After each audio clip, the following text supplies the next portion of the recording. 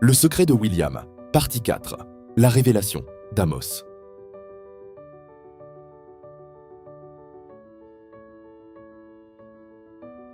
Amos Mansa avait 41 ans le soir où il comprit que sa vie lui avait échappé. C'était un mardi ordinaire. Il était assis à son bureau, en train de vérifier des colonnes de chiffres pour un client dont il avait oublié le nom avant même de finir le dossier. La fenêtre était ouverte sur le bruit de la rue. Le ventilateur tournait. Le café refroidissait dans sa tasse. Il leva les yeux. Et une pensée le traversa, nette comme un couteau. « Je travaille depuis 18 ans, et je n'ai jamais décidé pourquoi. Ce n'était pas une dépression. Ce n'était pas une crise passagère. C'était quelque chose de plus précis, de plus dévastateur, la lucidité soudaine d'un homme qui se rend compte qu'il a vécu sa vie comme un passager, pas comme un conducteur. Il avait suivi le flot.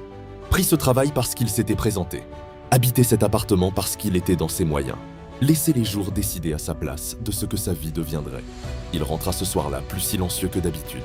Ruth ne posa pas de questions. Elle lui servit son repas, s'assit en face de lui et attendit. Elle connaissait cet homme mieux qu'il ne se connaissait lui-même. Elle savait quand les mots viendraient. Ils vinrent après un long silence. « Je gaspille ma vie, Ruth. » Elle ne dit pas non pour le rassurer. Elle ne dit pas « c'est faux » pour protéger son orgueil. Elle réfléchit vraiment, puis « où tu t'en rends compte maintenant ?» Et ça, c'est peut-être le début de quelque chose. La nuit des feuilles blanches. Cette nuit-là, Amos et Ruth parlèrent jusqu'à l'aube. Ils dressèrent un bilan honnête de leur vie sur de grandes feuilles de papier qu'Amos sortit de son cartable de comptable, leurs réussites, leurs regrets, les choses qu'ils n'avaient jamais faites par peur, les rêves qu'ils avaient abandonnés sans avoir eu le courage de se battre pour eux. C'était douloureux, c'était libérateur. À un moment, Ruth posa son stylo et dit « Il est peut-être trop tard pour nous refaire une jeunesse, mais ce n'est pas trop tard pour eux. Nos enfants. Ce qu'on ne peut plus faire pour nous-mêmes, on peut le transmettre. On peut faire en sorte qu'ils ne vivent pas à 50 ans ce que tu as vécu ce soir. » Amos regarda sa femme avec cette expression rare chez les hommes de sa génération, d'un homme ému devant quelque chose qu'il vient de comprendre et qui est plus grand que lui. Et comment on fait ça ? On commence par le faire nous-mêmes, on planifie le reste de nos vies et on leur montre. Pas en leur faisant des discours, en vivant devant eux.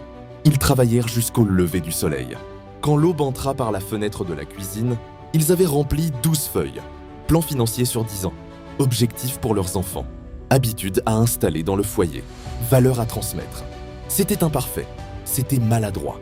Mais c'était réel.